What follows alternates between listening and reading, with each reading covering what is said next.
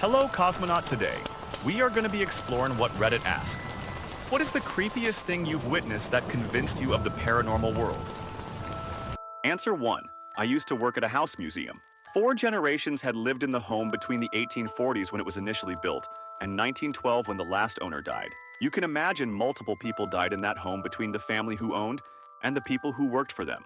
I want to point out I wasn't a believer in the paranormal until I worked there. But everyone on staff at this museum had a weird story of hearing voices or feeling presences.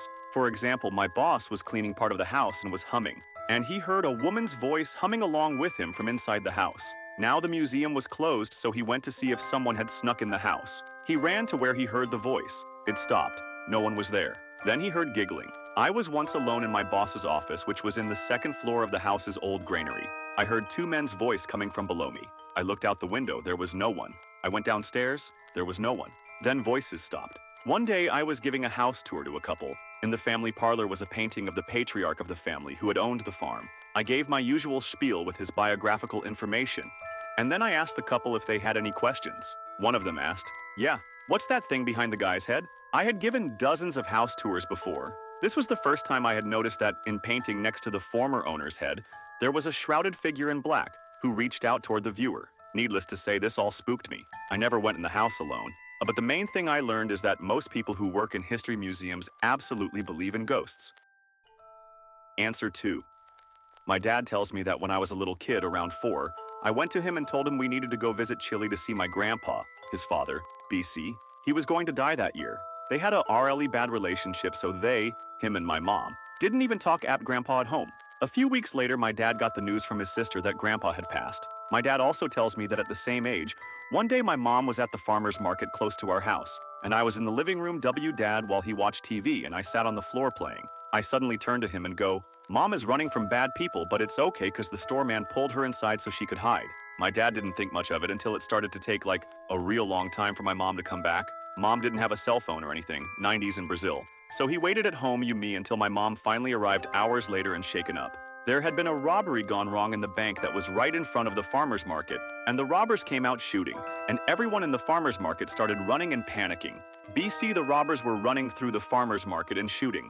Mom ran, and a store employee pulled her inside his store before closing the doors. Other people from the farmer's market had taken shelter inside.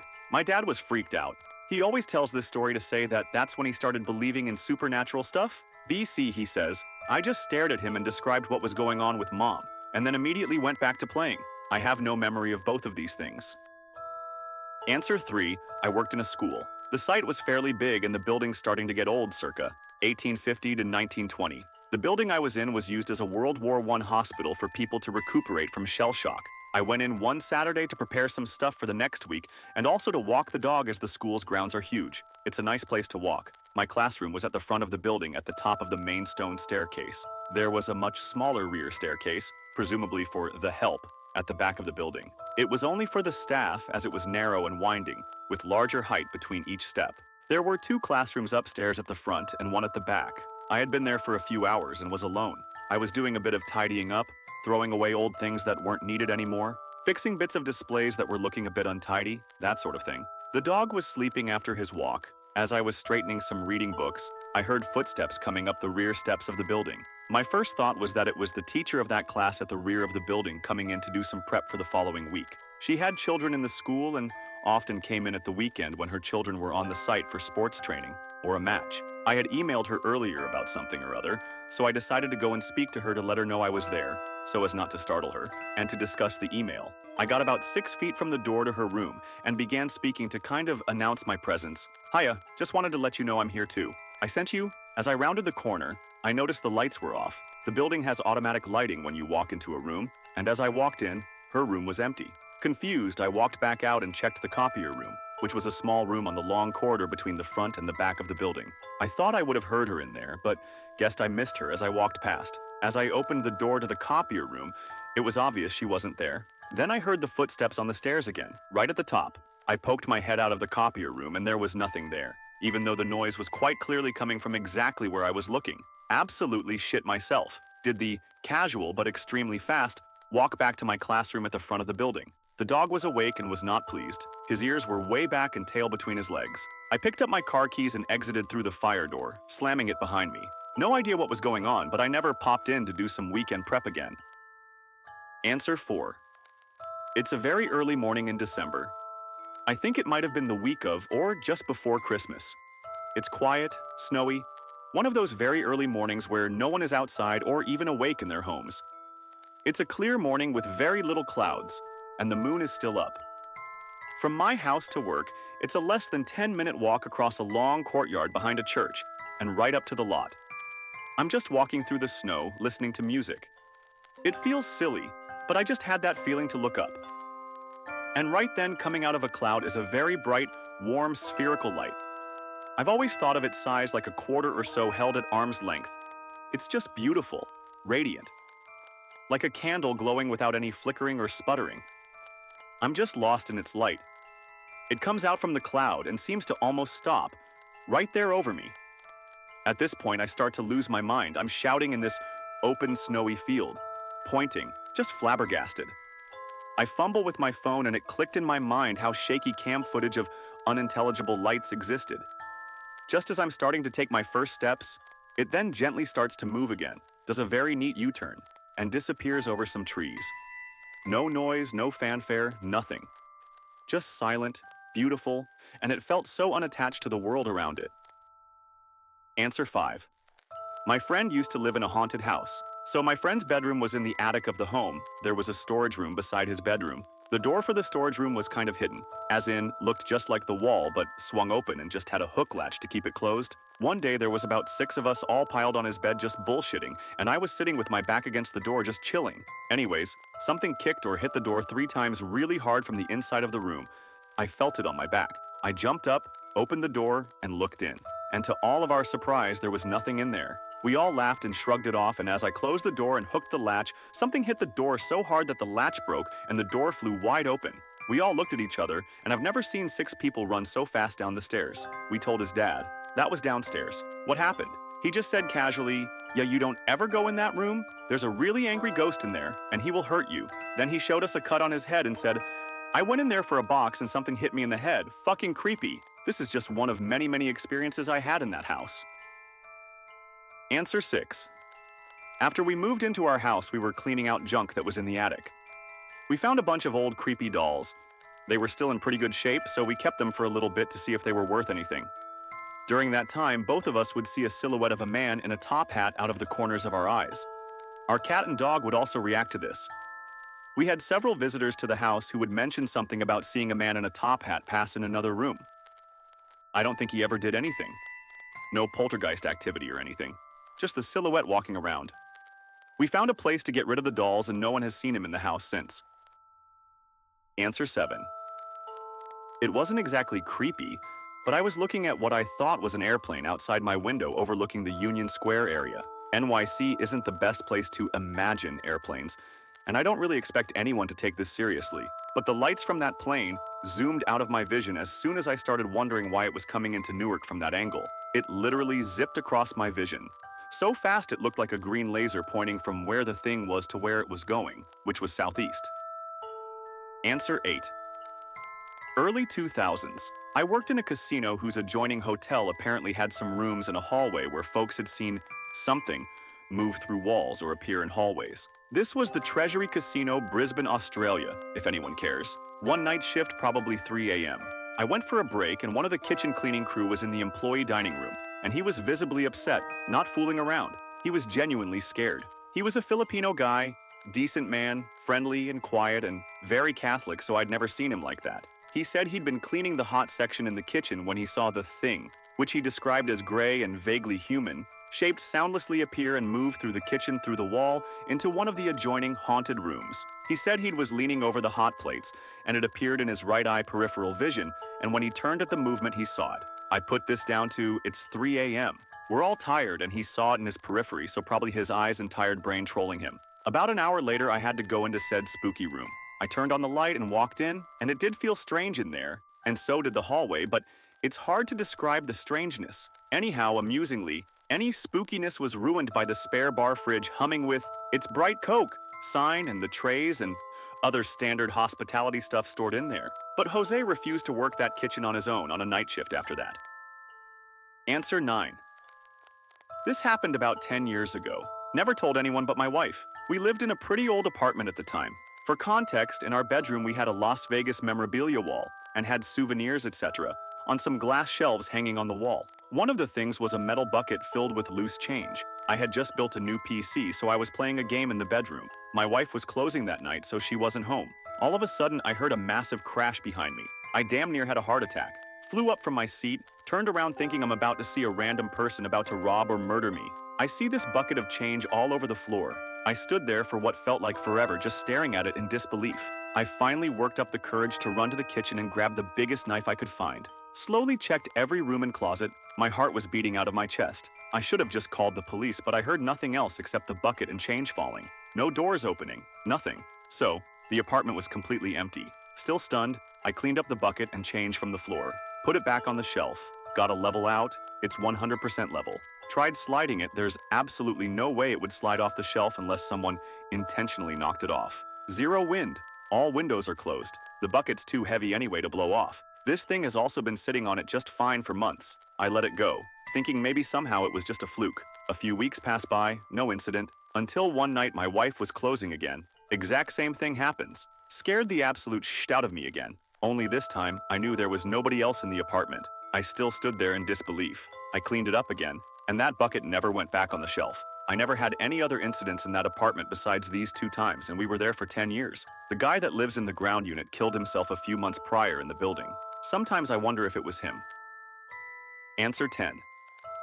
I moved in with my grandfather to care for him during late-stage Alzheimer's. Lived there in the basement in-law suite for around 1.5 years before he passed, and for a while after, while we worked on cleaning the place up to eventually sell. Shortly after he passed, maybe a couple weeks, I was downstairs just getting into bed when I heard footsteps upstairs. They were very distinctly footsteps, not an animal on the roof or something.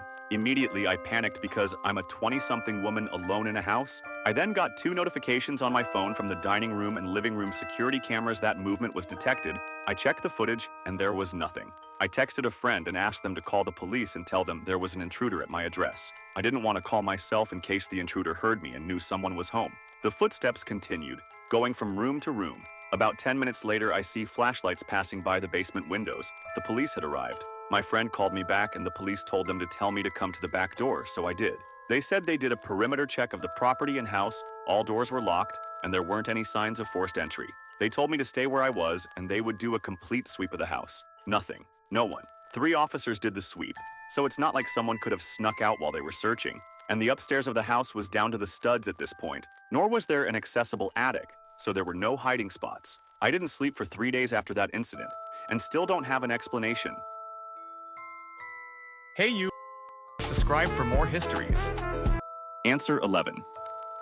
I've had a few experiences with ghosts, but there's one that really stands out to me. I got a promotion at work and bought a nice bottle of whiskey to celebrate. My partner and I opened it later at night and started to have a few sips when we heard a bang behind us. We couldn't immediately find the source until we saw a dent in the ceiling that perfectly fit the walking stick on the ground below. A little freaked out, we finished our drink and started to head to bed.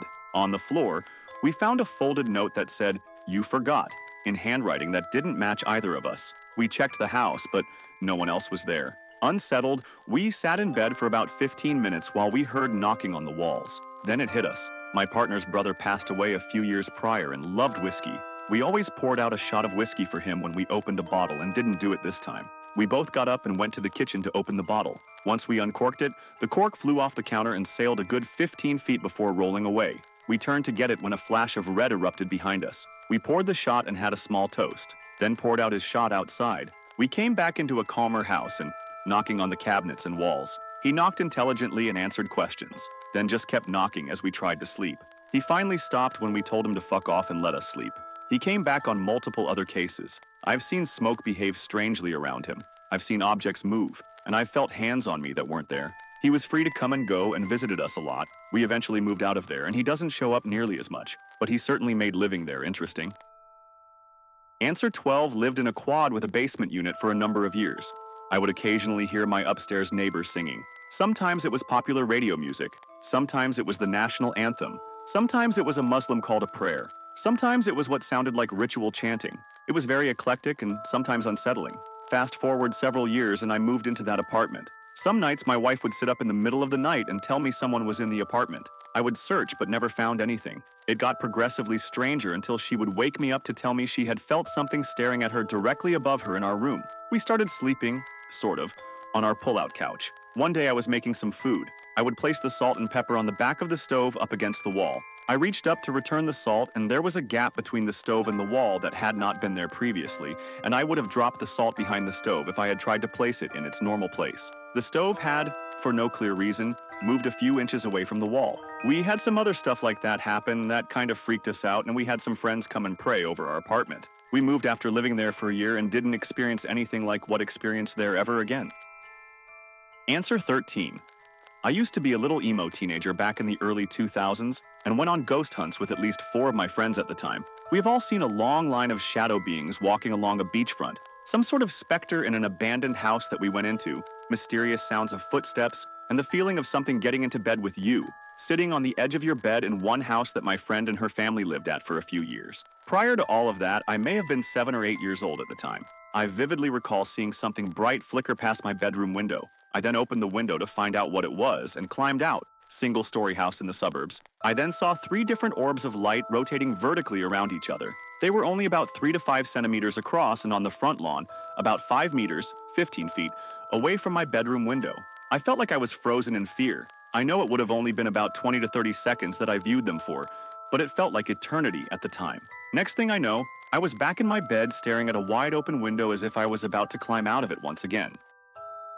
Answer 14 stayed the night in my grandmother's old farmhouse while she was in the city. The place has a reputation around town, but I never believed any of it until that night. I was folding laundry in the living room when the temperature in the corner of the room dropped so suddenly I felt it in my bones. My breath came out in clouds even though every window was shut tight. I heard a faint piano note coming from the hallway, even though no instrument sits in that house. It was a single middle C played slowly and deliberately.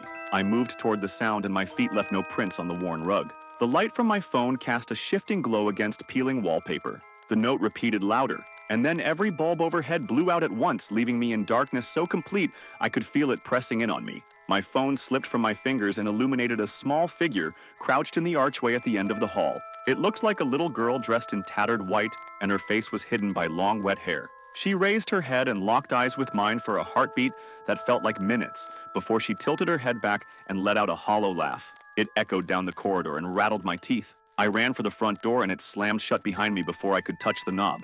I spent the rest of the night crammed in my car, listening to static on the radio and praying the engine would start. In the morning, I went back inside and found every light bulb intact and no sign of piano keys or loose wiring. In the dust on the piano bench was a single footprint smaller than any child's shoe. I have never returned to that house and I still wake up in a panic at exactly midnight. Answer 15. I was sitting with my friend on his front porch, having a conversation which slowly came to a stop, when we noticed something. He lived on the corner of an intersection, and the left side was on a moderate incline. On the horizon, about 50 yards away, was a shabby man on a bicycle. This was normal for the area my friend lived in, but this time something was off. The speed he was moving was unnaturally slow for a bike, yet he wasn't struggling to keep the bike upright. Initially, as he made his way closer to us, we noticed a few ravens at first following him. But as he got slowly closer and closer, more and more ravens made their way over the horizon and into our view. After about 30 seconds, the full view came into picture for us and we couldn't take our eyes off of what we saw. The man was being followed by the single largest flock of ravens I've ever seen in my life. There were at least 1,000 of them, which quickly crowded the street my friend's house was on, landing on every available surface, flying very low and slowly, following the shabby man on the bicycle. I would have thought perhaps he had been feeding them, but as they approached, we could see this was not the case. Finally, he reached the intersection where the house was, and a silence fell upon the air like when it's snowing heavily, despite the fact that his house was in the city and it was broad daylight. Then I got a look at the man. He was the palest person I've ever seen, and his eyes were lined with thick black circles and he was terribly thin. Despite all this, he appeared strong and confident. As he passed us, I felt dread, and my friend's dog ran back into the house with her tail tucked. Soon we were inundated with ravens landing all over the front garden and the deck where we were sitting. Some even on the railing I had my arm on. They simply didn't care we were there. Their eyes were just fixed on the man. He slowly made his way past and the ravens too followed behind him. and as he disappeared down the hill to the right, I felt better, and I could suddenly hear traffic again. To this day, several years later, my friend and I are convinced the dude was the devil. Hey you, if you enjoying the video, subscribe for more histories.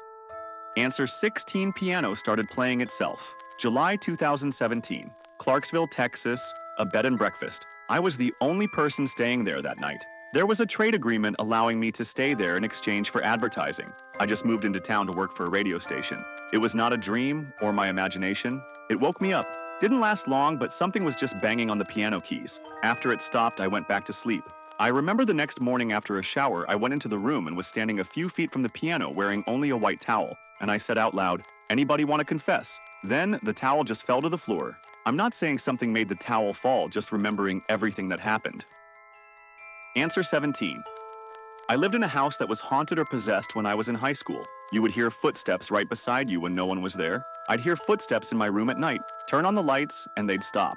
And they'd start again immediately if I turned the lights out. It always felt like you were being watched, and sometimes it felt like you were being followed as you walked through the house, and also like someone was looking over your shoulder. I had my guitar and stereo locked up in the basement, which was only accessible from an outside door, and my mom heard them playing. I went down there when I got home. The door was still locked, my guitar was still in the case, my stereo quiet. I had the most bizarre dreams when I lived there, usually about mirrors. Something pulled my mom and dad's covers off their bed while they were asleep. My mom assumed that dad had turned over and dragged the blanket downward. She pulled them back up and laid down, and something immediately pulled the covers completely off onto the floor. My niece spent the night there sometimes and dreamed she was floating above the bed and that her nose touched the ceiling. My niece was watching TV and thought she heard chanting. She'd turn the TV down and not hear the chanting. It wasn't on the show. She was watching a sitcom. The smoke detector in the basement would go through batteries in a few days and start the annoying replace battery beep. When I tried to play my electric guitar in the basement, the strings shocked me. I've never had that happen anywhere else. And batteries in my guitar effects pedals would be dead in a few days. You would hear things and not know where they came from. My niece was in the basement and had something run around her in circles, but she couldn't see anything. She just heard the steps. My mom heard something running around down there when no one else was home. A few days before we moved, my mom saw a gray human-shaped, smoky figure walk through the living room while we were packing. She didn't mention it until after we moved. It was such a creepy-ass place. Answer 18. I remember it clearly. Just recently I brought it up with my parents and they said they thought I had forgotten about it. They also filled me in on some details I didn't know before. When I was around 3 or 4 years old while playing with toys, I kept saying the name of my great-grandfather who had passed away. I never met him. He died 2 years before I was born. No one had ever talked about him with me because my great-grandmother was very affected by his death. But I just kept repeating his first name and both last names non-stop, while playing with Lego, Playmobil, and stuffed animals. I remember feeling a strong need to say his name. It's a bit fuzzy, but I distinctly recall thinking about it and using his name for my toys. My mom talked to a friend who was into esoteric stuff. Even my dad, who's usually a total skeptic, was getting desperate. The medium said my great-grandfather was with us. My mom did a small ritual with a candle and some words the medium told her to say. And from one day to the next, I stopped saying his name. A few years ago, while looking at old photos and asking about my great-grandmother's husband, this all came back to me and I spent a long time thinking about it. Answer 19.